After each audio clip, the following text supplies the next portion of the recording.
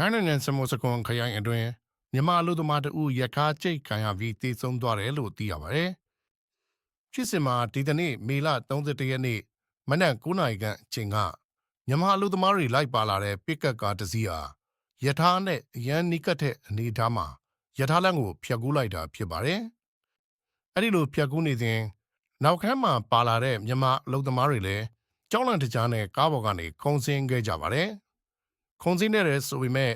ရထားလမ်းပေါ်ကြားခဲ့တဲ့မြန်မာအလို့သမားတဦးကိုတော့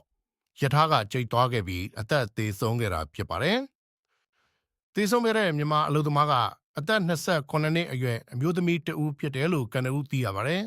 ။ဒီနေရာကအများရန်လို့မတော်တဆမှုတွေဖြစ်တဲ့ကြောင်းနဲ့ရထားဖြတ်တော့မယ်ဆိုရင်မှုတ်တဲ့ဝက်စီတန်ကအဝေးကပင်ကြားနိုင်ပေမဲ့ကားသမားကအတင်းဖြတ်ကူးခဲ့တာဖြစ်ကြောင်းဒေတာကန်ညံ့မြင်သက်သေတဦးကလည်းပြောဆိုပါတယ်။